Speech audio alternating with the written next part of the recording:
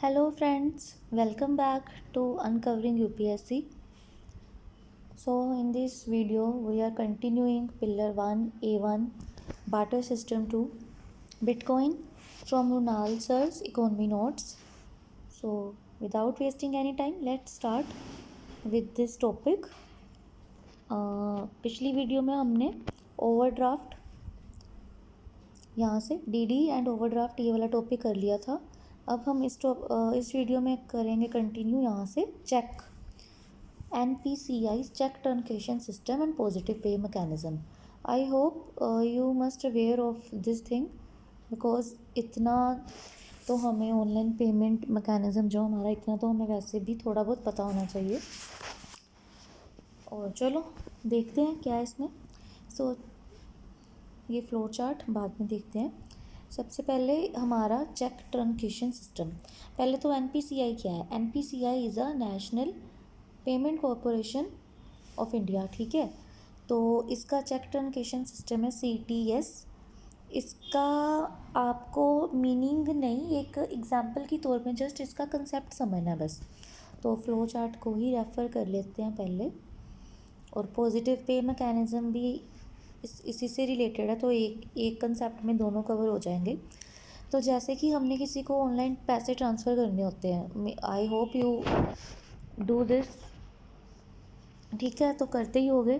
तो ये देखो, सबसे पहले आप क्या करोगे जब आपने किसी को चेक देना है, ठीक है। किसी को चेक दे रहे हो आप लिख के कि इतना पेमेंट, जैसे ये चेक है कि इस बंदे के नाम से हमने चेक काटा है और इतने हमने उसको पेमेंट देनी है, ठीक है। ये हमारा चेक।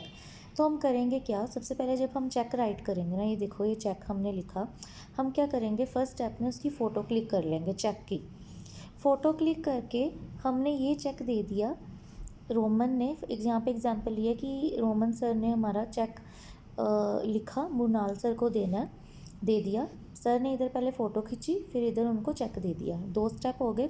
और उसके बाद क्या करना है, ये जो चेक था उन्होंने इसकी फ़ोटो जो क्लिक करी है ना, इसकी फ़ोटो क्लिक करके उन्होंने अपना जो उनका बैंक अकाउंट होगा, एक्सिस बैंक है जो उनका बैंक, तो उन्होंने अपने बैंक को सेंड कर दी, ठीक है। बैंक को सेंड कर दी, फ़ोटो सेंड कर दी। और यहाँ पे ये चेक सेकंड नंबर पे ये चेक था, ये थर्ड जो उसका रिसिपेंट था मृणाल सर, उनको मिल गया। उन्होंने अपने SBI वाले को डिपॉजिट कर दिया कि उनको पैसे मिल जाएं। अब SBI ने क्या किया, ठीक है, SBI बैंक ने क्या किया, ये चेक की फ़ोटो स्कैन करके एक्सिस बैंक को भेजी, ठीक है। SBI बैंक ने एक्सिस बैंक को फ़ोटो भेज दी चेक की कि आपके बैंक का एक कस्टमर है, उसने चेक दिया है, तो इसके हमें पैसे दे दो, हमने अपने कस्टमर को देने हैं, ठीक है। तो ये हो गया हमारा चेक ट्रंकेशन सिस्टम कि ऑनलाइन जो होता है, ऑनलाइन फ़ोटो हमारी चेक की ली जाएगी और ऐसे जो उसका रिसिपेंट का बैंक है वो दूसरे बैंक से पैसे ले लेगा, ठीक है। ये तो हो गया हमारा चेक ट्रंकेशन सिस्टम। ये यहाँ तक ही है। ये वाला जो बॉक्स है ना, सिर्फ ये वाला मैकेनिज़्म चेक ट्रंकेशन सिस्टम है। अभी ये वाला पॉजिटिव पे मैकेनिज़्म है, ये आप समझिए, ठीक है। एक मिनट। तो जैसे कि इस फर्स्ट वाले स्टेप में जिसने रोमन ने जब ये चेक हमारा काटा तो इधर चेक दे दिया, ठीक है। और एक उन्होंने क्या किया था, फ़ोटो अपनी बेची थी एक्सिस बैंक को, फर्स्ट स्टेप में, याद है, ठीक है। तो ये चेक ट्रंकेशन में ये फ़ोटो यहाँ पे कंपल्शन नहीं है, ये बस यहाँ तक। पॉजिटिव पे मैकेनिज़्म में ये प्रोसेस ये आता है कि सर ने इधर चेक की फ़ोटो भेज दी एक्सिस बैंक को। अब जब SBI वाला बंदा इधर अपनी चेक की फ़ोटो भेजेगा तो ये क्या करेंगे, ये एक्सिस बैंक SBI को चेक कैश करने से पहले ये फ़ोटो मैच करेगा कि जो हमें हमारे कस्टमर ने फ़ोटो भेजी है और जो SBI बैंक से आई वो मैच कर रही है, A और B मैच कर रही है और अमाउंट सेम है, कोई इनकी मैनिपुलेशन तो नहीं हुआ चेक में। तो उसको देखने के बाद ये इनको कैश देगा, अदरवाइज़ नहीं देगा अगर मैनिपुलेशन होता है। तो ये जो एक्स्ट्रा स्टेप लिया ना फॉर सेफ्टी, है ना, चेक मैचिंग वाला, इसको बोलते हैं पॉजिटिव पे मैकेनिज़्म, ठीक है। अगर कोई मैनिपुलेशन का डाउट होगा तो वो चेक रिजेक्ट हो जाएगा। ठीक है, समझ आ गई? ठीक, let's go. Positive pay mechanism यही लिखा है उसमें, पढ़ लीजिएगा एक बार। उसके बाद इलेक्ट्रॉनिक ऑर्डर्स, हमारा second topic digital payment. Electronic orders या डिजिटल पेमेंट, अब पहले था हमने क्या पढ़ लिया, पहले हमने पेपर करेंसी पढ़ लिया, ठीक है। तो अभी ये डिजिटल वाला देख लो। सबसे पहले payment and settlement system act है हमारा 2007 का, जो कि आरबीआई को पावर्स देता है to regulate card payments, e payment related products and services, ठीक है। सीबीएस की फुल फॉर्म क्या है? कोर बैंकिंग सोल्यूशन या system. What is a core banking solution? Pay attention here because it is important for prelims. Core banking system और solution का meaning आपको आना चाहिए और इसका हर पर्सपेक्टिव पता होना चाहिए। It is a banking software with web platform for centralize data management and branchless banking, ठीक है। बैंकिंग का, हर बैंक का एक अपना सॉफ्टवेयर होता है टू परफॉर्म बैंकिंग फंक्शंस, ठीक है, जो कि एक वेब प्लेटफॉर्म पे बना होता है, ऑनलाइन एक वेबसाइट पे जो उनका बैंकिंग सॉफ्टवेयर होता है। वो क्या करता है, अब अपनी जो उनके बैंक की जितनी भी ब्रांचेस है ऑल अक्रॉस द वर्ल्ड और नेशन, उस सब का डेटा एक जगह पे सेंट्रलाइज्ड मैनेज करता है, जिसकी मदद से आप घर बैठे कहीं से भी अपने ब्रांच को विज़िट किए बिना ही अपने फ़ोन से आप अपना बैंकिंग के ट्रांजैक्शंस को परफॉर्म कर सकते हो, ठीक है। तो ये इसका काम है कोर बैंकिंग सोल्यूशन का। Without you visiting branch of your bank, or whether you are in your city where your bank is located or not, you can perform such functions with the help of this core banking solution। जैसे RBI का ई कुबेर है, फिनिकल software है, ठीक है। ये फिनिकल I think PNB का है, Punjab national bank का, ठीक है। तो इसके बाद हमारा ये हो गया, ये अभी टॉपिक आया नहीं। ये देखो, अब इसमें एक और इसका पर्सपेक्टिव आएगा। कोर बैंकिंग सोल्यूशन की करेक्ट टर्म 2016 में आया हुआ है। इसका ये फर्स्ट है, इसका सही अभी देखते हैं। एफर्ट, पहले ये जो ऑप्शन इनको देखो, effort to increase RBI control over commercial bank through computerization. हमने अभी कोर बैंकिंग सोल्यूशन पढ़ा, तो इसमें क्या ये लिखा था कि आरबीआई इसके थ्रू कोई कंट्रोल करता है? नहीं, तो ये गलत है। Detailed procedure by which a bank with huge non performing assets is taken over by another bank. NPI का क्यों, यहाँ पे क्या कोई एनपीआई का कोई जिक्र हुआ था? नहीं हुआ, तो ये दोनों रॉन्ग है, तो ये हमारा सही है। अब इसका अच्छे से पढ़ लो, इसमें से एक अलग पर्सपेक्टिव निकलेगा। Networking of a banks branches which enables customer to operate their accounts regardless of where they open their accounts, ठीक है। बैंक ब्रांचेस को एक जगह पे उसका डेटा इकट्ठा करके उसकी नेटवर्क बना देना, ताकि कस्टमर कहीं भी बैठा हो, जहाँ भी उसने अपना अकाउंट ओपन किया, नो मैटर, वो अपना बैंकिंग ट्रांजैक्शन को परफॉर्म कर सके, ठीक है। तो this is the right answer. उसके बाद डिजिटल पेमेंट्स में ही हमारा ये है आरबीआई के सेंट्रलाइज्ड पेमेंट सिस्टम। आरबीआई का ही, आपको ये भी पता होना चाहिए कि ये जो हमारे सिस्टम है, इसके ओनर कौन है और किसने इसको ओन करके रखा है। RTGS, real time growth settlement, ये आरबीआई का है, ये भी आरबीआई का। NEFT, national electronic fund transfer, और ये नेशनल पेमेंट कॉरपोरेशन का है आईएमपीएस, इमीडिएट पेमेंट सर्विस। अब इसके फीचर्स देख लो। आरटीजीएस के थ्रू आप कितना अमाउंट ट्रांसफ़र कर सकते हो? मिनिमम 2 लाख से लेके 2000 करोड़, ठीक है। तो ये बिजनेसमैन मोस्टली उनके लिए ही है। नेफ्ट के थ्रू 10 लाख तक, 10 लाख तक आप कर सकते हो, 10 लाख तक। और एसबीआई इनका मेन अथॉरिटी है। आईएमपीएस के ज़रिए 1 रुपीज़ से लेके 5 लाख तक आप कर सकते हो। मींस नेफ्ट और आईएमपीएस से लेके आप मिनिमम मिनिमम 1 रुपीज़ से लेके, एंड नेफ्ट में 10 लाख तक और आईएमपीएस तक 1 रुपीज़ से लेके 5 लाख तक, ठीक है। उसके बाद और आरटीजीएस में आपको मिनिमम 2 लाख होनी चाहिए वैल्यू। ये दोनों हमारे नेफ्ट और हमारा आईएमपीएस, ये दोनों हमारे ऑर्डिनरी रिटेल कस्टमर, और क्योंकि इसकी हाई वैल्यू है 2 लाख से लेकर 2000 करोड़, मोस्टली बिजनेसमैन या फिर हमने किसी की पेमेंट, ऑर्डिनरी बंदे ने पेमेंट करनी है हाई वैल्यू ट्रांजैक्शन की, तो वो इस आरटीजीएस में इंस्टेंट सेटलमेंट हो जाता है और आईएमपीएस में भी instant settlement, but NEFT time लेता है 30 मिनट का सेट करने में, ठीक है। और ये 24/7 अवेलेबल है तीनों के तीनों। और फ़ी प्लस जीएसटी पहले लगती थी, बट आरबीआई ने रिफॉर्म्स कर दिए, अब इस पर ज़ीरो चार्ज लगते हैं, कोई चार्ज नहीं लगता, ठीक है। और किस किस को अवेलेबल है फैसिलिटी? 2021 के पहले सिर्फ बैंक ही दे सकते थे, बट 2021 में आरबीआई ने अनाउंस किया कि नॉन बैंक एंटिटीज़ भी नेफ्ट और आरटीजीएस का यूज़ कर सकते हैं, जैसे कि अमेज़न पे, फ़ोनपे, ठीक है। और ये जो हमारी आईएमपीएस है, ये तो शुरू से ही है कि बैंक भी यूज़ कर सकते हैं, प्रीपेड पेमेंट इंस्ट्रूमेंट वाले भी यूज़ कर सकते हैं, ठीक है। प्रीपेड पेमेंट इंस्ट्रूमेंट ये जो हमारे मोबाइल में ऐप्स होते हैं, फ़ोनपे, मोबीक्विक वगैरह वगैरह, पेटीएम, ठीक है। तो I hope it is clear to you. उसके बाद है हमारा LPSS, light weight payment and settlement system. ये एक नया फीचर है, करंट में भी रहा होगा। Light weight payment and settle system LPSS, इसमें क्या है देखते हैं। आरबीआई जैसे कि ये देख लो, एक मिनट, ये देखो, ये आरबीआई ने शुरू किया है। मतलब जैसे हमारा कोई भी बैंक ऑनलाइन सिस्टम है, ठीक है, जैसे हम कहते हैं कि सब कैशलेस इकोनॉमी कर दो या सब कुछ ऑनलाइन कर दो, बट उसके भी एक अपने डीमेरिट्स है। जैसे कि कोई नेचुरल डिज़ास्टर आ गया, न्यूक्लियर अटैक हो गया किसी नेशन पे, किसी जगह पे, या फिर कोई साइक्लोन आ गया, कोई फ्लडिंग, तो ये सारा कनेक्शन, कम्युनिकेशन, सैटेलाइट सब टूट जाता है। तो ये सिस्टम हमारे काम नहीं करेंगे, और इमरजेंसी में हम क्या करेंगे? ऐसे ही कोई लाइट चलेगी, डीजल की दिक्कत है या नहीं मिलेगा, है ना। तो इन मतलब ये सब सिचुएशन आ सकती है इकोनॉमी में। तो ये सर ने ऐसे एग्जांपल दी है कि जैसे हमारा, अगर हमारी जब लाइट चली जाती है तो हमारे पास घर में क्या होता है? Generator for a backup option.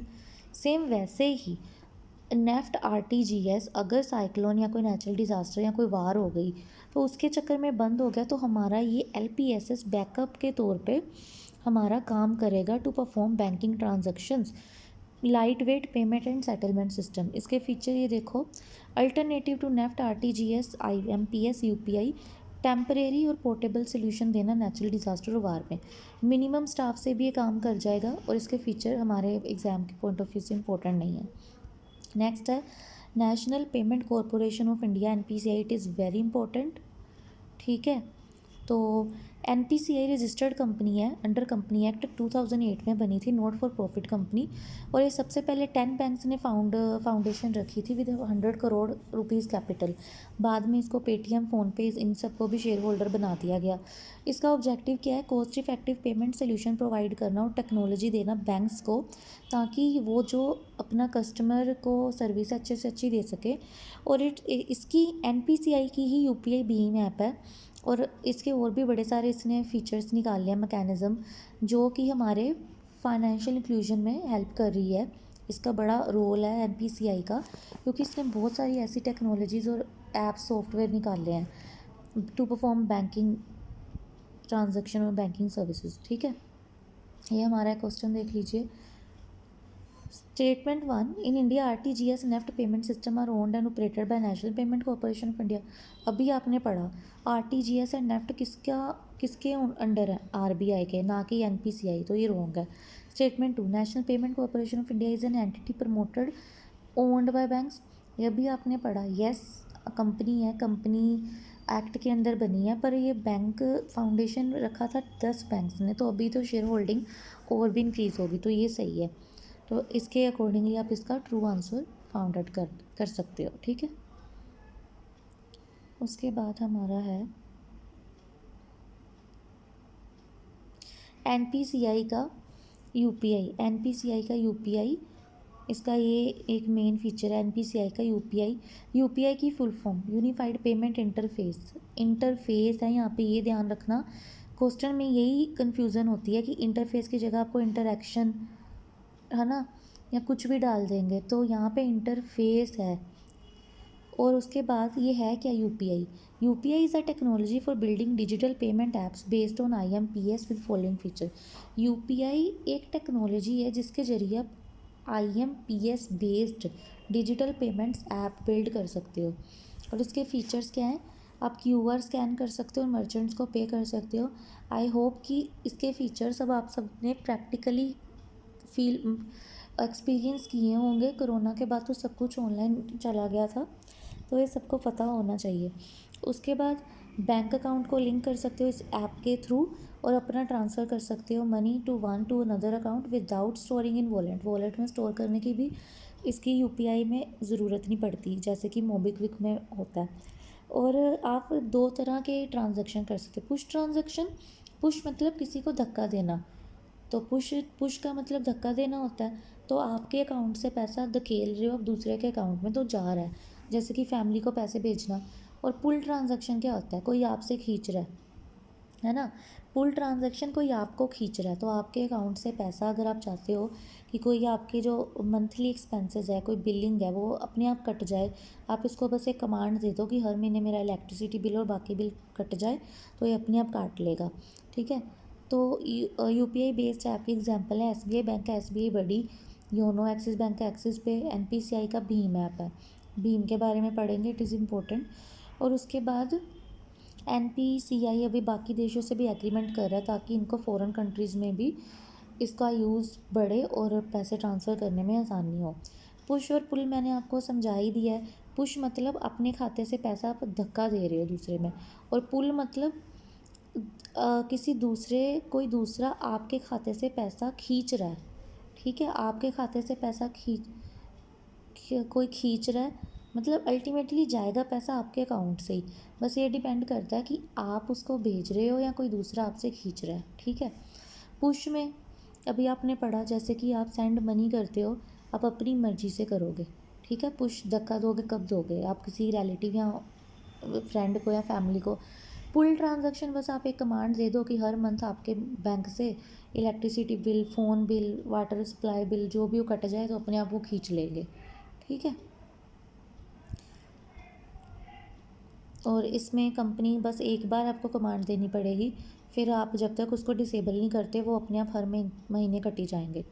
और उसके बाद ये नया फीचर आया एनपीसीआई का, यूपीआई का 123 पे for features phone. Feature phone वो होते जो पुराने टाइम में हमारे आते थे ना, विदाउट टच स्क्रीन और विदाउट सो मैनी फंक्शंस। ठीक है, बेसिक फ़ोन जो हमारे होते थे, ये अभी तो हमारे एंड्रॉयड चल रहे हैं, तो उनको बेसिक फ़ोन या फीचर फ़ोन कहते थे। उसमें भी पहले आप यूपीआई यूज़ नहीं कर सकते थे ना विदाउट इंटरनेट, बट अब विदाउट इंटरनेट आप यूपीआई यूज़ कर सकते हो इन बेसिक फ़ोन्स में भी, यूजिंग यूएसएसडी। यूएसएसडी को क्या कहते हैं, unstructured supplementary service data, code क्या है 99#। ठीक है। और ये हमारा 2022 में आरबीआई ने लॉन्च किया 123 पे। ठीक है, to give more payment option using feature phone. और इसके हमारे क्या फ़ीचर हैं, आपके पास यूएसएसडी होना चाहिए जो कि 99# बताया ऊपर। इंटरेक्टिव वॉइस रिस्पॉन्स, आपसे कोई फ़ोन पे ऐसे कंप्यूटराइज्ड कोई पूछेगा कि हाँ, कमांड मांगेंगे कि कैसे आप क्या पेमेंट करना चाहते हो, क्या आप बेसिकली क्या एक्टिविटी करना चाहते हो। और मिस्ड कॉल बेस्ड पेमेंट, आप मिस्ड कॉल सेंड कर दीजिए और बाद में आपको एक कॉल बैक आएगी और जिसमें आपको पूछा जाएगा कि what you want to do. और ऐसे इसके बाकी फीचर्स लिखे हैं। ठीक है। और इसमें 2022 में दिसंबर में आई थी यूपीआई सिंगल ब्लॉक और मल्टीपल डेबिट्स फंक्शनैलिटी, तो ये हमारा इम्पोर्टेंट नहीं है। UPI lite, UPI divide lite on device wallet, UPI for big value transfer, pin required. Okay, तो ये फ्लो चार्ट में देखो, ये हमारा बैंक बैलेंस, ये mobile wallet, no pin required, tap and phone, offline seller. इसका क्या फ़ीचर है, यूपीआई लाइट का क्या फ़ीचर है, यूपीआई चलाने वाला जो बंदा है यूज़र, वो अपने यूपीआई लाइट वॉलेट में पैसे कुछ ट्रांसफ़र कर दे अपने मोबाइल ऐप में, जैसे गूगल ऐप, भीम ऐप या, ठीक है, money from his bank account to his wallet. और उसके बाद क्या होगा, वॉलेट में थोड़े पैसे आप कर दोगे, बैंक बैलेंस से आपने यूपीआई लाइट के थ्रू मोबाइल वॉलेट में पैसे ट्रांसफ़र किए। अब इसमें कोई पिन नहीं रिक्वायरमेंट नहीं आएगी कि, क्योंकि आपने ऑलरेडी इसमें थोड़े ही पैसे करोगे ना, तो विदाउट पिन आप ऑफलाइन या फिर ऑफलाइन यूज़ करके टैप एंड पे ऑफलाइन सर्विस यूज़ करके आप सेलर को पे कर सकते हो और जब आपका इंटरनेट अवेलेबल हो जाएगा तो आपको ये अपडेट दे देगा कि कितने कट गए कितने हैं, ठीक है। और अगर आपने बड़ी पेमेंट करनी है सीधी बैंक से और आपके पास इंटरनेट फैसिलिटी उस टाइम पे है तो आप सीधा कर सकते हो ट्रांसफ़र जिसमें कि पिन लगेगी। ओके, ये देखो, no need to provide UPI pin during transaction, less chance of transaction failure even if senders bank server is facing technical issue, फिर भी हो जाएगा, ठीक है। और UPI लाइट और NFC क्या है, near field communication is equal to offline retail payment tap and pay. RBI aims to implement near field communication UPI Lite with following benefits. Offline transaction possible हो सके इसलिए UPI लाइट आई और साथ में near field communication villages जहाँ पे poor network internet connectivity होती है वहाँ पे हेल्पफुल हो। और ठीक है, कॉन्टैक्ट लेस हो, tap and pay facility, more faster, error free transaction, ठीक है।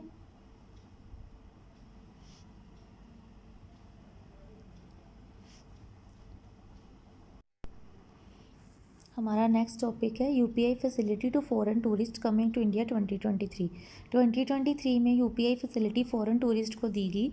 ये आप फ्लो चार्ट देखिए पहले।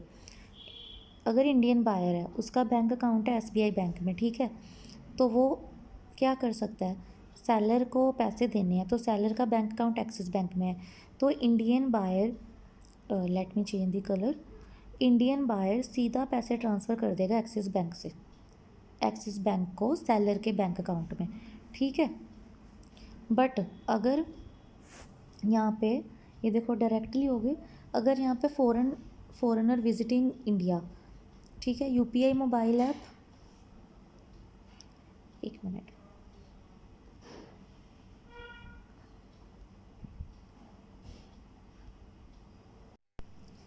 तो इसमें क्या था कि पहले फॉरेनर जो इंडिया में आते थे उनको UPI यूज़ नहीं कर सकते थे, मतलब इंडिया में आ रहे हैं तो इंडिया का सिस्टम के हिसाब से पेमेंट करेंगे तो उनको ये फीचर अवेलेबल नहीं था। तो इस बार क्या हुआ 2023 में as India was hosting G20, ठीक है, G20 समिट, तो इन्होंने क्या किया कि G20 के आने वाले G20 के जो नेशंस हैं उनके जो उनकी कंट्री से जो फॉरेन टूरिस्ट आएंगे उनको ये फैसिलिटी दे दी कि वो आप इंडिया में आओ, अपना इंडिया के बैंक में खाता खुलवा लो, बैंक अकाउंट ओपन करो जिसको कि NRE NRO foreign currency non resident account किसी भी नाम से जान सकते हो, फिर उसके थ्रू आप UPI पेमेंट कर सकते हो। तो ये फैसिलिटी उन्होंने अवेलेबल करवा दी थी। नेक्स्ट है NPCI का UPI भीम। UPI भीम की फुल फॉर्म देखो, Bharat interface for money, BH से भारत, I से इंटरफेस, M से मनी, ये भी इंटरफेस है, 2016 में आया था। ये क्या है, मनी ट्रांसफ़र ऐप है designed by NPCI, money transfer app है, एंड्रॉयड फ़ोन या एप्पल फ़ोन पे हमारा एज एन ऐप वर्क करती है और नॉन स्मार्टफोन पे भी वर्क करता है अब एज ये वाली USSD लगा के, ठीक है। उसके बाद इसके फीचर्स क्या हैं, इसमें बाकी तो सारे नॉर्मल फीचर्स ही हैं, इसका एक मेन फैक्टर ये यहाँ पे UPI Bhim has 3 factor authentication system. ये क्वेश्चन आया भी हुआ है कि 2 फैक्टर है, 4 फैक्टर, 3 फैक्टर ऑथेंटिकेशन, तो इसका सही आंसर है 3 फैक्टर। आप इसका एक हिंट ले लो कि भीम की फुल फॉर्म के 3 वर्ड है mainly, Bharat interface for money, यहाँ पे भीम में देखो 4 का F तो नहीं ना दिया, BH से भारत, I से इंटरफेस, M से मनी, सो ये भी 3 वर्ड है, तो आप ऐसे याद रख सकते हो कि 3 फैक्टर ऑथेंटिकेशन सिस्टम है इसका, ठीक है। और उसके बाद UPI ने 2012 में NPCI ने रुपी कार्ड पेमेंट गेटवे भी बना दिया था जो कि वर्ल्ड का 7th पेमेंट गेटवे है, largest gateway, similar to Master card, Visa card, China Union Pay, ठीक है। तो ये हमारा कैसे काम करता है, ATM, ये जो हमें ये वाले कार्ड देते हैं ऐसे, है ना, वो क्रेडिट कार्ड डेबिट कार्ड मिलते हैं, तो रुपे ने भी अपना अलग से कार्ड बना लिया जो पहले नहीं था, तो हमें ये फ़ॉरेन कंपनीज़ के कार्ड पे डिपेंडेंट रहना पड़ता था, ठीक है। तो अब हमारा इंडिया का खुद का कार्ड है रुपे कार्ड, तो ये 3 चैनल्स में काम करता है। ATM में आप पैसे निकलवाने या कोई भी इन्फॉर्मेशन चाहिए उसमें पॉइंट ऑफ सेल डिवाइसेस जो ऐसे कट करते थे पैसे डिवाइस पे डाल के कार्ड, कॉन्टैक्ट या कॉन्टैक्टलेस या ऑनलाइन पोर्टल। ऑनलाइन पोर्टल में आप डेबिट या क्रेडिट कार्ड की इन्फॉर्मेशन शेयर करते हो तो ठीक है। तो 3 वेज में we can use this card या गेटवे पेमेंट, हमारा पेमेंट गेटवे कार्ड। ठीक है, तो ये हमारा पीएम जनधन योजना वाले अकाउंट के साथ फ्री में दिया जाता है और ये अदर कंट्रीज़ में भी ये वर्क कर सके, जैसे कि मास्टर कार्ड और वीज़ा अलग अलग कंट्रीज़ में वर्क करता है, ऐसे आरबीआई स्टेप्स ले रहा है, तो ये जल्दी बाकी कंट्रीज़ में भी अवेलेबल होगी फैसिलिटी।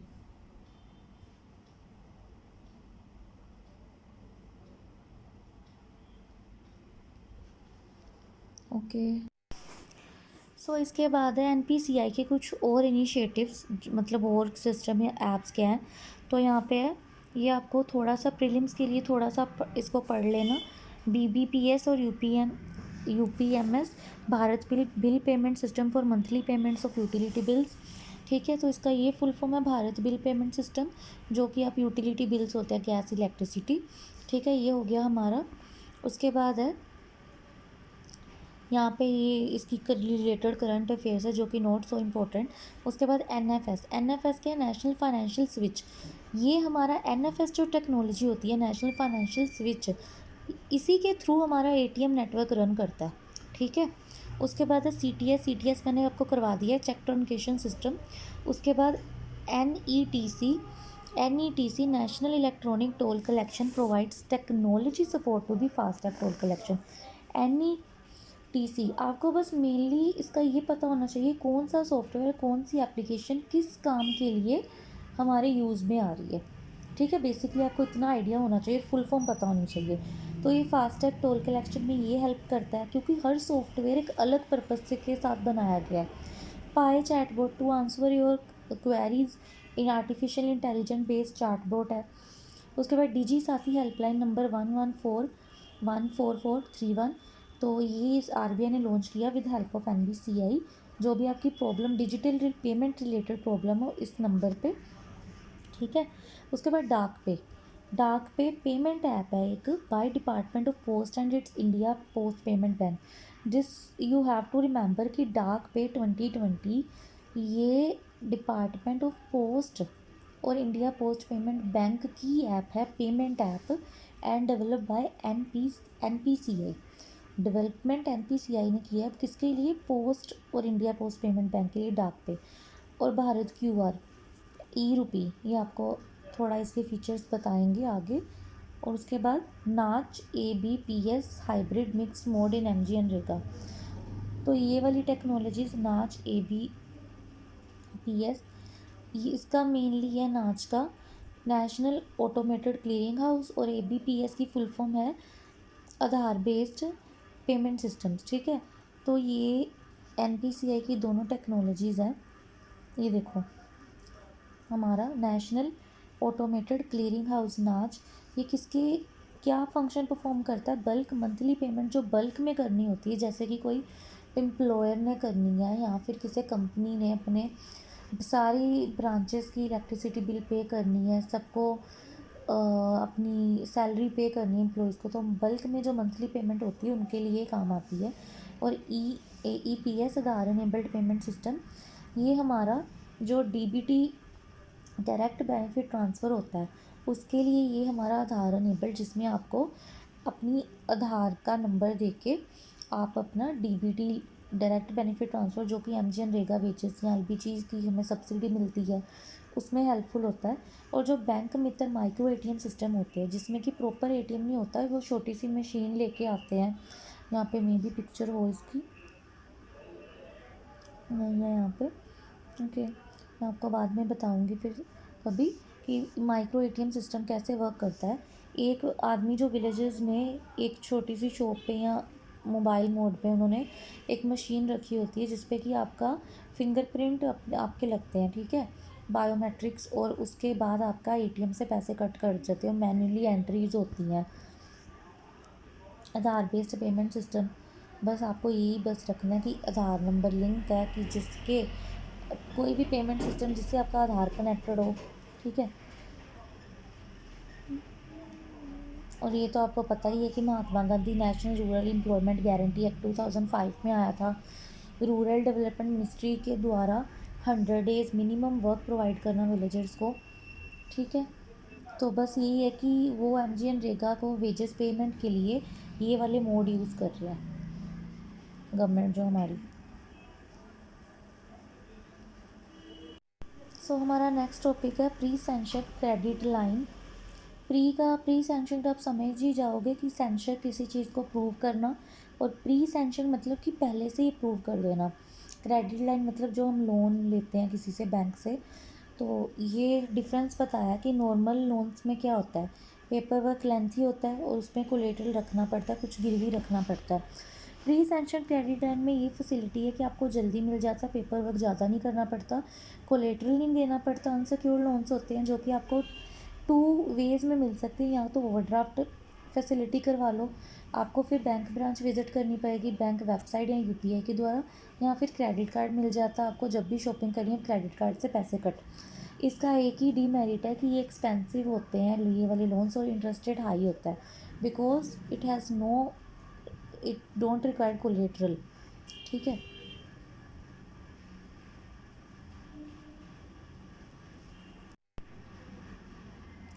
उसके बाद हमारा ये नेक्स्ट टॉपिक है UPI के बेनिफिट्स क्या हैं। UPI ओवरड्राफ्ट फैसिलिटी के जो बेनिफिट्स, ओवरड्राफ्ट फैसिलिटी तो नॉर्मल सी बात है, मैंने आपको कल भी एक एग्जांपल दी थी कि EMI वाली। अगर आपको अब आज ही अभी 10K की ज़रूरत है बट यू हैव 7K, ठीक है, तो 3K आपके पास 3000 कम है, 3000 कम है तो आपको ये जो 10,000 की चीज़ है वो नहीं मिल सकेगी, तो आपकी नीड फुलफ़िल नहीं होगी। अगर आपके पास ओवरड्राफ्ट या लोन फैसिलिटी होगी या EMI जैसे थी, आपकी नीड उसी टाइम पे फुलफ़िल हो जाएगी कि आपको कोई लोन मिल जाएगा। तो वैसे ही है कि बाय नाउ पे लेटर, आज खरीदो और बाद में पे करते रहो, ऐसे काम आता है। पुअर पीपल जिनकी स्मॉल अमाउंट ऑफ मतलब कि उनकी सेविंग्स इतनी नहीं होती, तो उनके लिए आसानी हो जाती है कि अपना थोड़ा थोड़ा लोन चुकाते रहो। ठीक है, तो उसके बाद इसका एक इन्होंने यहाँ पे, वो तो ठीक है कि ये पुअर पीपल के लिए ठीक है ये, कि उनके लिए बेनिफिशियल है, पर यहाँ पे ये भी लिखा है कि जैसे कि हाँ, पहले ये होता था आपको ओवरड्राफ्ट फैसिलिटी के लिए बैंक ब्रांच विज़िट करना पड़ता था with loads of paperwork. ठीक है, और if you have to travel also. UPI based क्या हो गया, आपकी फैसिलिटी ये जल्दी आपको मिल जाएगा, ओवरड्राफ्ट फैसिलिटी UPI पे जल्दी मिल जाएगी। तो इससे क्या होगा, फाइनेंशियल इंक्लूजन बढ़ेगा, और जो ये मनी लैंडर्स के चक्करों में पड़ जाते हैं विलेजर्स हमारे, वो उससे बच पाएंगे। ठीक है, उसके बाद है interoperable cardless cash withdrawal UPI based. तो नॉर्मल हम क्या करते हैं, ATM से मनी निकलवाने जाते हैं तो ऐसा कुछ होता है, ATM कार्ड हमें उसमें इंसर्ट करना पड़ता है। UPI बेस्ड कार्डलेस विड्रॉल कैसे करेंगे, यहाँ पे देखो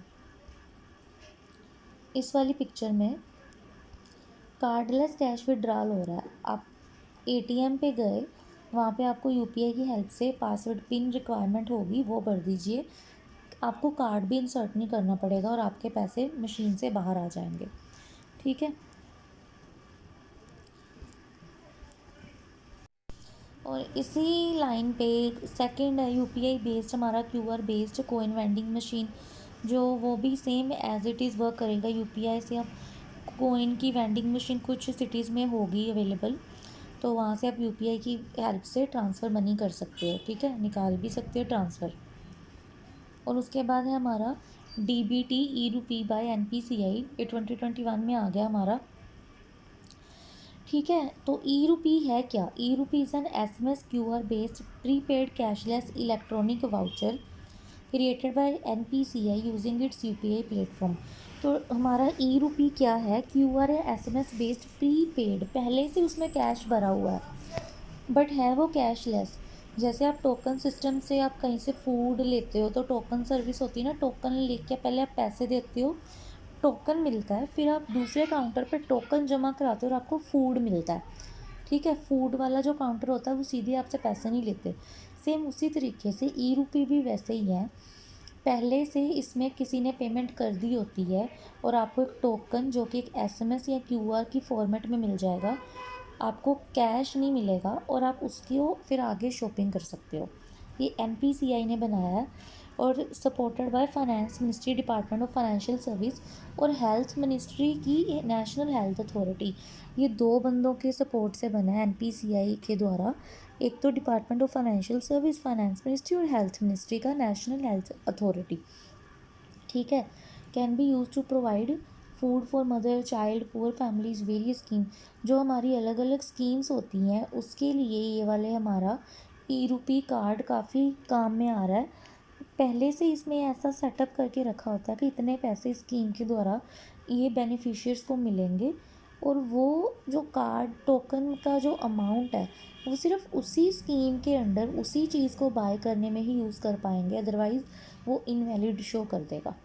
जैसे फार्मर्स को सब्सिडी देनी है फर्टिलाइज़र की, ठीक है। और इसके अलावा प्राइवेट सेक्टर कंपनीज भी इसको इशू कर सकती हैं। किसी को अपनी जिम मेंबरशिप देनी है, आप उसको ये टोकन इशू कर दो। अब वो जिम मेंबरशिप आप उसको पैसे दो, आपको कोई ट्रस्ट तो नहीं है कि वो पैसे कहाँ यूज़ करेगा, जिम मेंबरशिप लेगा या नहीं। आप सीधा ही उसके लिए जिम मेंबरशिप के लिए आप उसको सीधे काट दो। तो ये हमारा हो गया ऐसे। ये देखो अब इसका फ्लो चार्ट। गवर्नमेंट का कोई मान लो डिपार्टमेंट है, एजुकेशन डिपार्टमेंट, इसने अपने जो बैंक के अकाउंट है बैंकर का, उसमें पैसे ट्रांसफ़र कर दिए। पैसे ट्रांसफ़र के बाद एनपीसीआई का ई रूपी है ना, ये इशू हो गया। एनपीसीआई के ई रूपी ये बेनिफिशियरी को मिल गया। ठीक है, बेनिफिशियरी को ई रूपी मिल गया एसएमएस या क्यूआर के थ्रू। अब देखो इन्होंने ये पैसे जो एजुकेशन डिपार्टमेंट ने क्यों दिए थे, स्कूल शूज़ खरीदने के लिए, बच्चे के लिए आप स्कूल के शू खरीद रहे हो, इसके लिए पैसे मिले थे। अब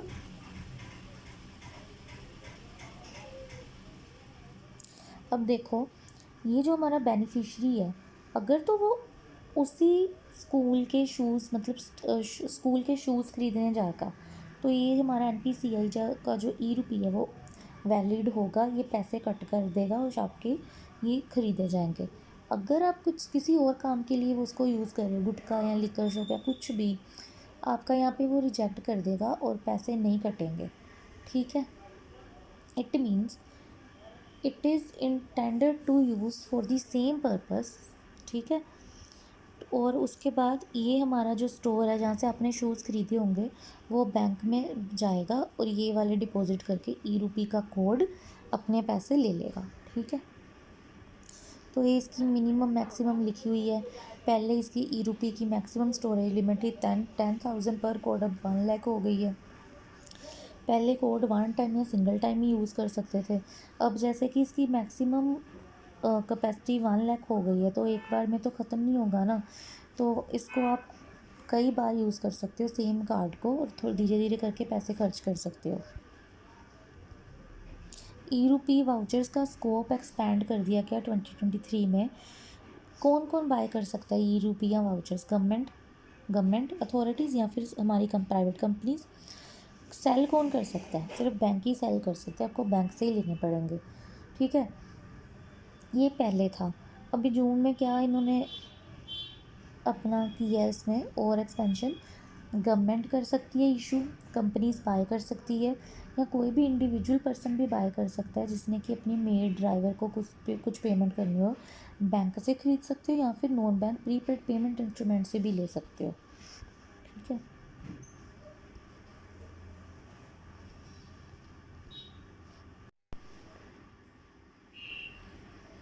हमारा अब नेक्स्ट टॉपिक है card types based on security feature. कैसे टाइप्स क्या हैं हमारे ये जो कार्ड्स होते हैं, तो उसके बारे में थोड़ा पढ़ेंगे। ये सिक्योरिटी फीचर्स के बेस्ड है। तो पहले आते थे पुराने टाइम में ये वाले मैग्नेटिक कार्ड्स। ठीक है, इनके पीछे ऐसी चिप होती थी, पुराने आपने देखे ही होंगे। तो ये मैग्नेटिक कार्ड्स होते हैं, इसकी प्रॉब्लम क्या है कि इसको मैनिपुलेट इजीली किया जा सकता है और इससे मतलब मैनिपुलेट नहीं, मतलब कि इसको कॉपी करके इसकी इंफॉर्मेशन निकाली जा सकती है। तो आरबीआई ने इनको बैन कर दिया। अब ये वाले कार्ड चल रहे हैं EMV वाले, इसकी फुल फॉर्म है Europay master card visa chip infrastructure with encryption. इस पे ये वाली जो चिप होती है ना, वो अब ये बड़ी वाली मैग्नेटिक नहीं होगी, ये छोटी सी ऐसी होती है। It is more secure. तो ये हमारी 3 कंपनीज़ ने मिलकर बनाया यूरो पे मास्टर कार्ड वीज़ा चिप। ठीक है, इसको आप 2 तरह यूज़ कर सकते हो। कॉन्टैक्ट बेस्ड, इस वाली मशीन में आप डाल के अपने जो शॉपिंग करते हो तो पैसे कटवाते हो, या फिर कॉन्टैक्ट लेस, ये रेडियो फ्रिक्वेंसी अपनी ये जो टेक्नोलॉजी होती है आप उसको यूज़ करके ये कॉन्टैक्ट लेस से आपके पैसे कट हो जाएंगे। ठीक है, और क्रेडिट, ये नेक्स्ट टॉपिक आ गया हमारा क्रेडिट और डेबिट कार्ड्स। क्रेडिट और डेबिट कार्ड को प्लास्टिक मनी भी कहते हैं, इसको आप याद रखिएगा। प्लास्टिक मनी किसे कहते हैं? क्रेडिट और डेबिट कार्ड। और एक अगर आपको ये ऐसे सीधे क्वेश्चन आ जाए कि क्रेडिट और डेबिट कार्ड क्या ये मनी है, तो क्रेडिट और debit card is a instrument to use money, जैसे कि चेक था। These are the instrument to use money, in itself it is not money. Credit और डेबिट कार्ड खुद मनी नहीं है, बट ये अपनी मनी को यूज़ करने का एक इंस्ट्रूमेंट है। तो ये हमारा आ गया क्रेडिट कार्ड डेबिट कार्ड। और इसका क्या डिफरेंस है? क्रेडिट कार्ड आप, अगर आपके पास बैलेंस, बैंक बैलेंस नहीं है, पैसे नहीं हैं उसमें, फिर भी आप शॉपिंग कर सकते हो, क्योंकि आपको लोन मिल से जाता है। क्रेडिट का मतलब वही होता है बोरो करना, और उसके बाद आपको इंटरेस्ट के साथ उसको वापस करना पड़ता है। डेबिट कार्ड में ऐसा नहीं होता।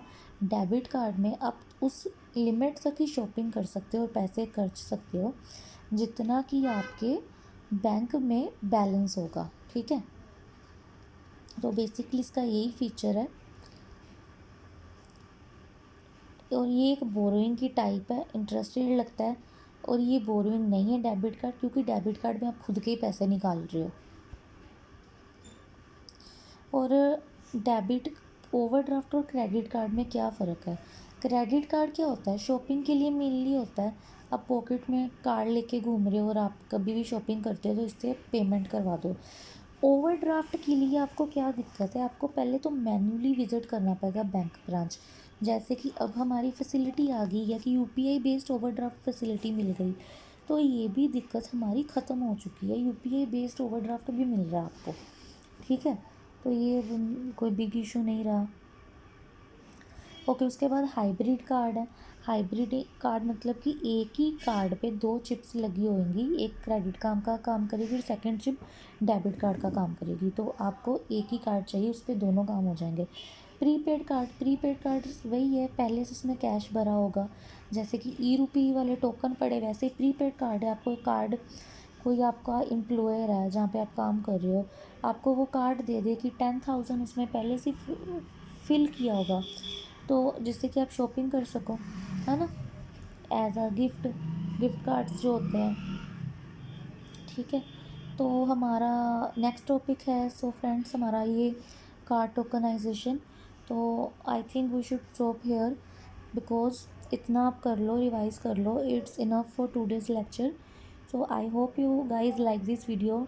If you like this video please like this, share it and subscribe my channel.